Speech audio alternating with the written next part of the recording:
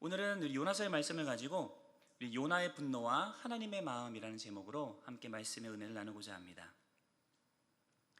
어느 날 저희 둘째 딸 아이니가 외삼촌 집에 놀러 갔다가 우리 외삼촌은 아까 우리 찬양인도 하셨던 우리 유리 목사님의 외삼촌인데 집에 잘 놀고 온 줄 알았는데 씩씩거리며 돌아오더라고요. 그리고는 눈물을 팍 터뜨렸습니다. 아마도 외삼촌이랑 놀다가 뭔가가 본인의 마음 가운데 좀 마음에 안 든 부분이 있었나 봐요. 그럼 이제 삐져서 돌아오죠.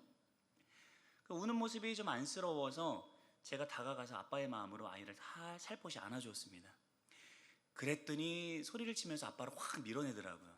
그러면서 하는 이야기가 아빠는 외삼촌을 닮아서 자기 시도 싫으니까 저리 가라 그러면서 막 화를 내더라고요. 그래서 제가 외삼촌이랑 닮은 게 뭐가 있나 궁금해서 물어봤습니다. 아빠가 외삼촌이랑 뭐가 닮았어? 그러니까 아이니가 울면서 큰 소리로 외치더라고요. 똑같이 못생겼어. 이해할 수 없는 답입니다.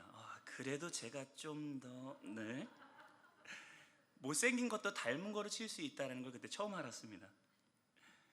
본인을 헤아리고 안아주려는 아빠의 마음을 전혀 헤아리지 못하고 그저 본인의 이와 본인의 감정에 충실해서 아빠를 밀어내는 저희 둘째 딸의 모습. 우리의 신앙생활 속에서도 이러한 영적 아이와 같은 모습은 없었는지 돌이켜보게 되더라고요. 오늘은 요나서에 나타난 이 요나가 하나님을 향하여 분노하는 이 모습을 보면서 우리의 내면을 함께 살펴보았으면 좋겠습니다. 그리고 하나님께서 기대하시는, 우리에게 기대하시는 모습은 어떠한 모습일까에 대해서 함께 은혜를 나누는 시간 되기를 소망합니다. 오늘 본문에서는 요나가 하나님을 향하여서 아이처럼 분노를 표출하고 있는 장면으로 시작됩니다. 1절, 요나가 매우 싫어하고 성내며. 누굴 향해 성냈다고요? 하나님을 향하여서. 요나는 지금 왜 이렇게 분노하고 있는 것일까요? 배경을 간단히 살펴보도록 하겠습니다. 요나서 초두에는 하나님의 사명이 선지자 요나에게 임하고 있는 것을 보게 됩니다. 하나님의 말씀이 요나에게 임해서 명령하십니다. 니느웨에 가서 심판을 선포하라. 하지만 요나는 이 명령이 마음에 안 들었나 봅니다. 그래서 이에 불순종하고 배를 타고 니느웨 방향과 정반대의 방향 다시스로 도망을 갑니다. 하지만 우리 하나님께서 그리 허술한 하나님은 아니시죠. 하나님께서 폭풍우와 커다란 물고기를 예비해 두시고 결국은 요나가 이 사명을 감당하도록 그를 돌이키십니다. 자세한 내용은 여러분이 아실 거라 생각을 하고 넘기도록 하겠습니다.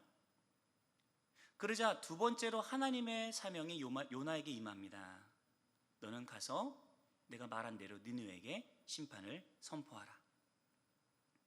그래서 요나가 순종하며 이 말씀을 따라 니느웨에 가서 하나님의 메시지를 선포했습니다. 그러자 놀라운 일이 일어나죠. 이 메시지를 들은 니느웨 백성들이 그들의 마음을 돌이키고 회개하여 하나님께로 돌아옵니다. 이에 하나님은 뜻을 돌이키시고 그들에게 재앙을 내리지 않으셨습니다. 여기까지가 요나서 3장의 내용입니다.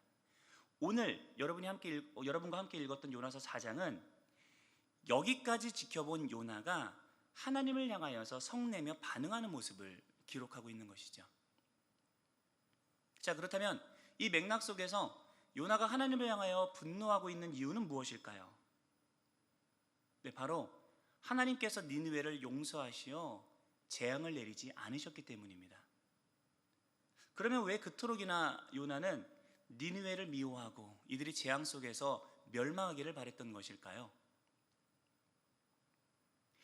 니느웨는 요나의 민족을 핍박하고 결국은 훗날 북왕국 이스라엘을 멸망시키는 아수르 제국의 수도입니다.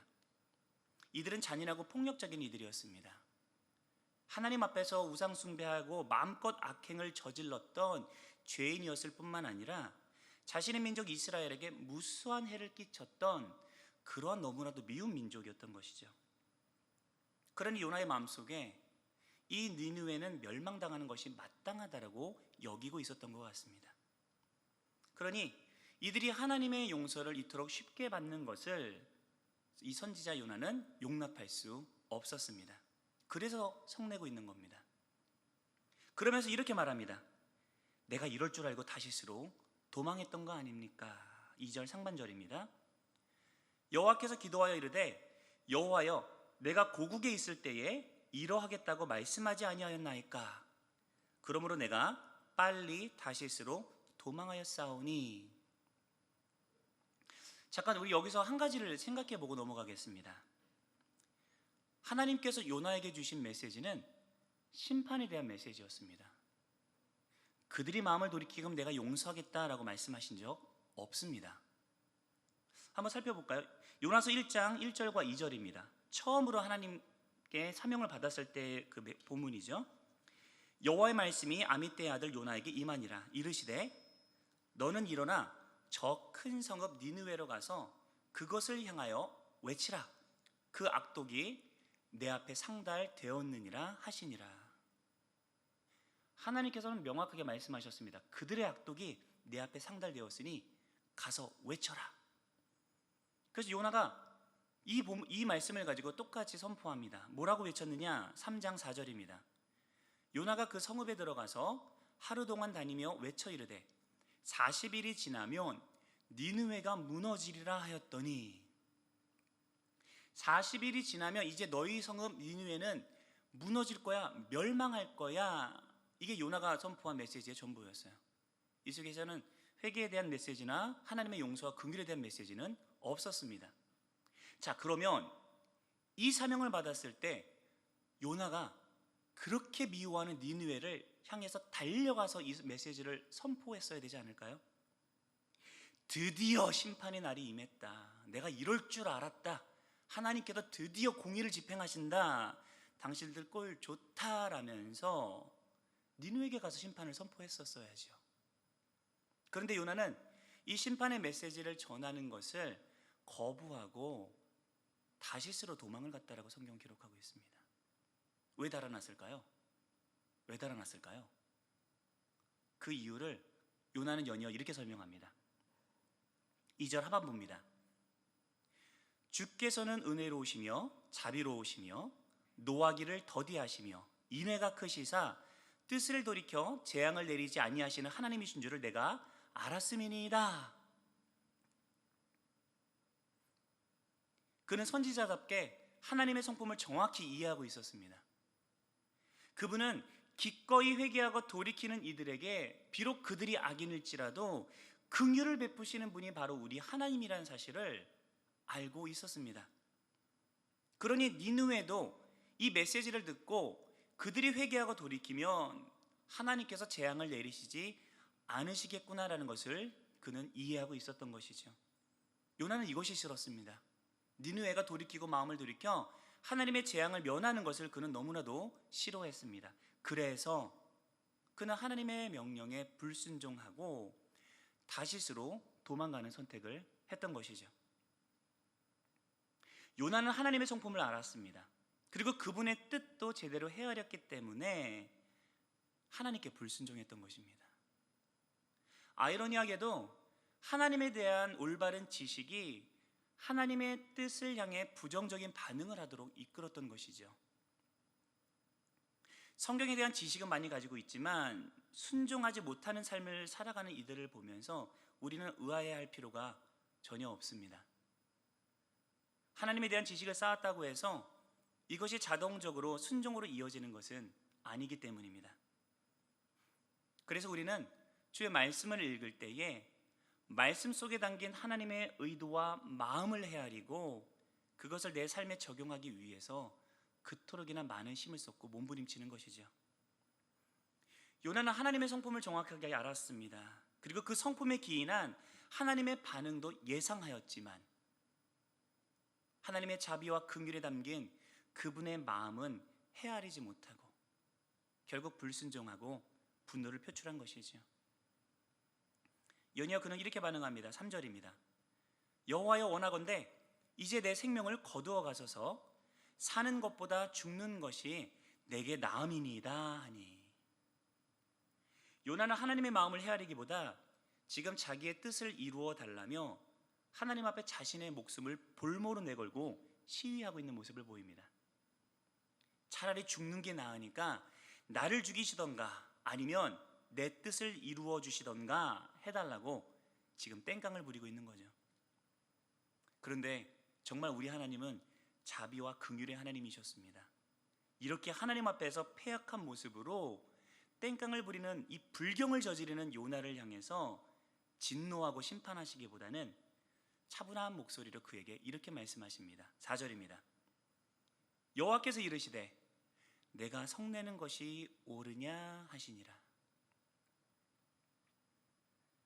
요나, 내가 지금 성내는 이유와 상황을 다시 한번 살펴보고 과연 이것이 옳은지 돌이켜 깨달으라고 하시는 하나님의 설득의 음성이 담겨 있습니다. 사실 요나서 4장은 요나를 향한 하나님의 설득의 과정이 담겨 있는 메시지입니다. 생각해 보십시오. 만일 니느웨 백성을 돌이키는 그 사명만을 하나님께서 의도하셨다면 요나서는 3장에서 마감이 되었어야 됩니다.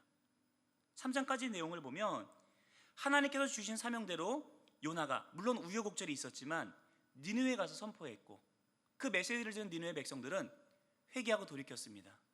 그래서 하나님은 재앙을 내리지 않으셨습니다. 이 사명은 분명히 3장에서 다 이루어졌습니다. 하나님께서 주신 사명대로 모든 사명이 이루어졌는데 하나님의 관심이 이 사명에만 있으셨다면 4장은 기록될 필요가 없죠. 못하려고 신랑 일을 요나와 지금 더불어 버리고 계시는 것입니까? 왜 그렇습니까? 왜 하나님은 사명이 이루어졌는데 지금 요나의 패역한 모습을 있는 그대로 받아주시며 차분차분 그를 설득하고 계시는 것일까요? 그것은 하나님께서 의도하신 대로 하나님의 사명은 이루어졌지만 아직 끝나지 않은 하나님의 일이 남아있기 때문에 그렇습니다. 그것은 악인까지도 사랑하고 아끼시는 하나님의 사랑과 긍휼의 그 마음을 요나가 헤아리고 이해하고 받아들이는 일입니다. 그것이 아직 완수되지 않았기에 지금 4장을 하려 해서 말씀하고 계신 겁니다. 하나님은 우리를 단순히 사명을 성취하기 위한 도구로만 보시지 않습니다. 오히려 하나님의 마음을 깊이 이해하고 통감하며 하나님의 그 마음을 내 마음으로 끌어안고 살아가는 하나님의 동역자로 우리가 성장하기를 원하고 계십니다. 그래서 이 요나서의 핵심 주제는 악인까지도 사랑하시는 하나님의 자비와 긍휼이지만 그 이면에는 우리가 그 하나님의 사랑과 긍휼을 머리가 아닌 가슴으로 깨닫고 그 마음을 따라 살아가기를 원하시는 하나님의 소망이 담긴 말씀인 것입니다. 말씀을 정리하겠습니다. 우리는 어떠한가요? 우리도 요나와 같은 생각과 방식으로 삶을 살아가고 있는 것은 아닐까요? 하나님의 긍휼과 자비를 헤아리기보다는 먼저 인과응보적인 그런 사고를 앞세워서 내 주변에 있는 사람들을 평가하고 비판하고 있지는 않습니까? 나에게 해를 끼치고 악을 행하는 이들을 만나면 하나님께서 나 대신 심판해 주시기를 기도하고 간구만 하고 계시지는 않습니까? 하나님의 마음을 그들을 긍휼히 여기며 그들을 위해 기도하고 계십니까? TV나 매스컴을 통해서 많은 범죄자들이 소개가 되고 있죠. 그런 뉴스를 바라보면서 여러분은 어떤 마음을 품으시나요? 저런 놈들은 평생 감옥에서 썩어야 하는데 이래서 우리나라에 사형제도가 시급히 필요한 거야. 세상이 어찌 되려고 이러노 찌찌찌찌. 이런 생각들은 우리 마음간에 쉽게 들지만 우리 중에 그들의 망가지고 일그러진 삶을 안타까워하며 그들이 정말 회개하고 마음을 돌이켜 하나님께로 돌아오기를 간절히 원하며 그들을 긍휼의 마음으로 그들을 위해서 기도하시는 분은 계신가요? 하나님께서는 우리가 악인일지라도 아끼며 돌아오기를 원하시는 그분의 마음을 헤아리고 그분을 위해 기도하며 동역하는 자를 지금 찾고 계십니다. 그래서 요나서의 말씀을 우리에게 주신 것 같습니다. 우리가 하나님의 마음을 헤아리는 그 사람이 되기를 소망합니다. 그래서 하나님의 기쁨이 되어 이 시대 속에서 하나님의 마음을 시험케 하는 그 한 사람이 되어 하나님의 기쁨과 자랑이 되는 삶을 살아가게 되기를 우리 주 예수님의 이름으로 간절히 축원드립니다.